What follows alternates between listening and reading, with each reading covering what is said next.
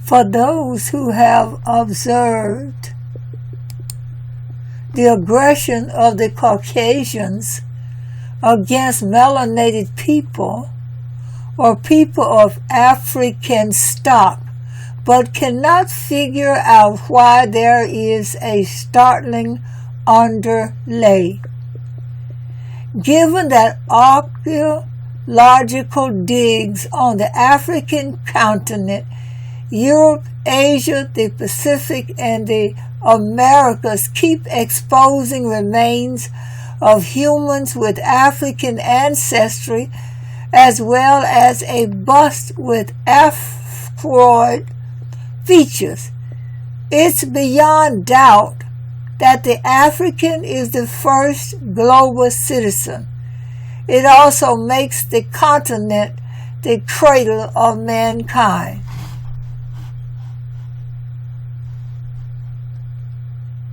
The earliest civilizations from Europe came from lands or countries such as Greece, Rome, Italy, then subsequently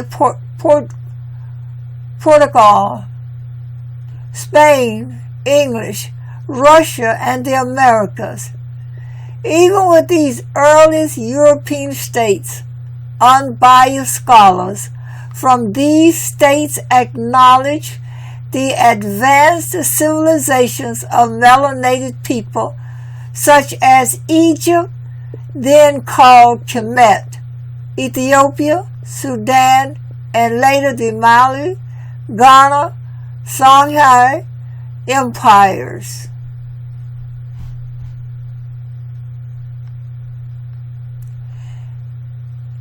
In film, producer and author Tariq Nasheed's Hidden Color 2, The Triumph of Melanin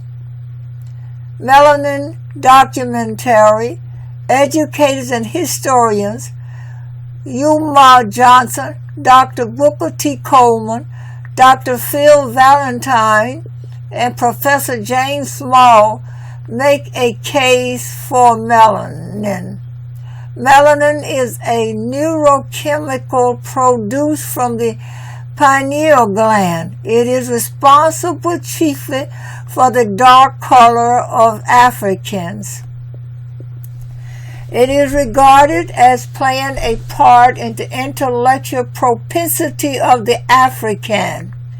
The early Greeks were in no doubt as to melanin playing a role in how Africans developed some of the sciences they are noted for.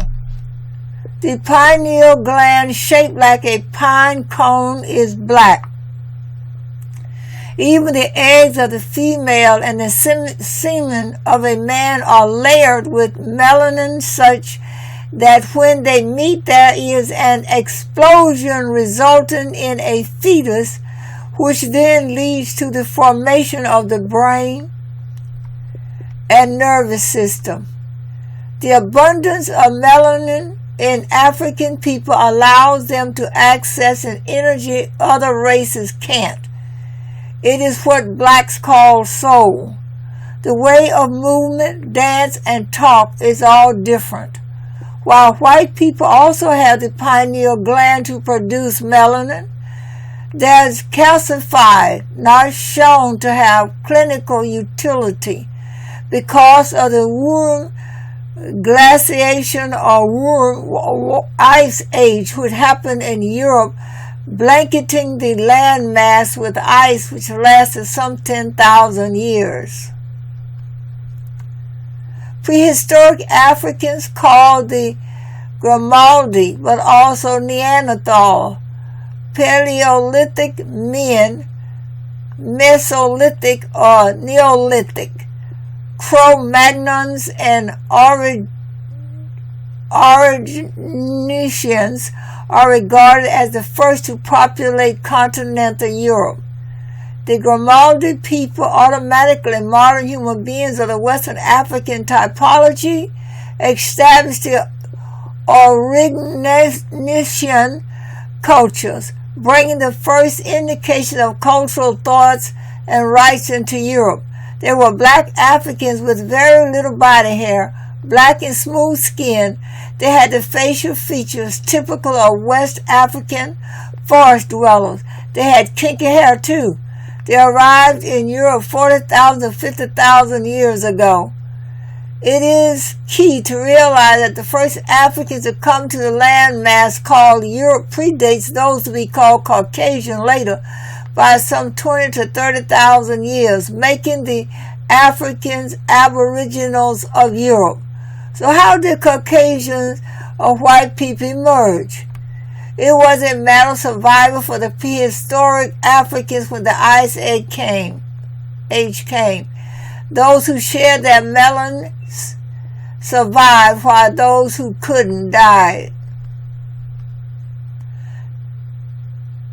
Scientists reckon ice ages happen when climate flip-flops between glacial periods and interglacial periods. While glacial periods last tens of thousands of years with colder temperatures, ice also covers more of the planet, while on the other hand, interglacial periods last only a few thousand years with the climate conditions similar to those on Earth today. In Africa, the production of vitamin D for the bones requires sunshine. However, since the sun shines nearly every day, the body produces melanin to shield the body from excessive exposure to avoid cancers. But in Europe, there was little sunshine and excessive snow. The melanin prevented the few sun rays that existed from passing through the skin for vitamin D production. The vitamin D deficiency led to fractures, disabilities, and premature deaths. Blooded animals undergo depigmentation in the absence of light and warmth.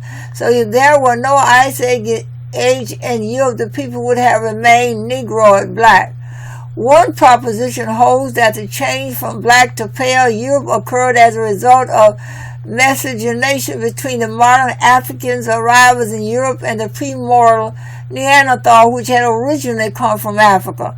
It should be noted that the premortal human Neanderthal, physiologically and intellectually said to be among the ancestors of Europeans and Caucasians, also came from Africa to Europe about 80,000 years ago. Thus, the Neanderthal, which had apparently been forced to Europe from out of Africa, was also of the African genotype. Some theories suggest that Neanderthals, who were originally black as all original Africans, later became pale-skinned and retained excessive body hair due to genetic selection, responding to the need to adapt to the cold and darkness of Ice Age Europe. The modern-day Europeans are the products of interbreeding between these mutated pale-skinned Neanderthals, i.e. mutated non-modern human Africa, and the later arriving modern black Africans of 40,000 to 10,000 years ago, i.e. the Grimaldis.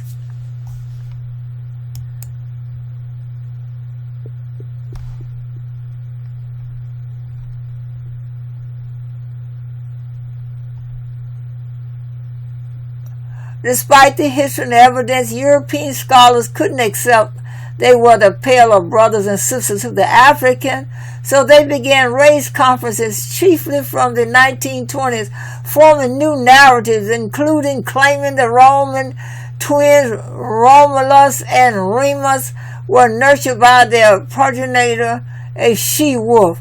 American physicians had claimed the pineal gland was a residual organ calcified as they found in dead white soldiers.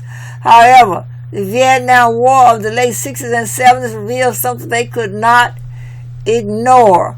The war claimed the lives of many African Americans, but when their dead bodies were opened for autopsy before being sent to the Dover Air Force Base, where physicians soon realized while 70 to 80% of the dead white soldiers did not have an active pineal gland, their African American counterparts still had a functioning pineal gland organ even after death.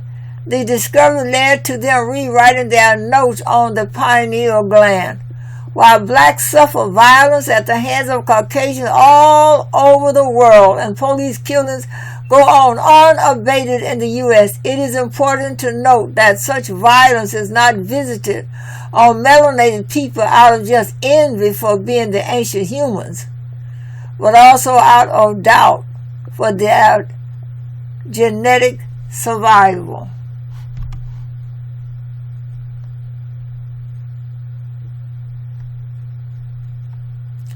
The critical question is which genetic pool will survive the Earth 1,000 years from now.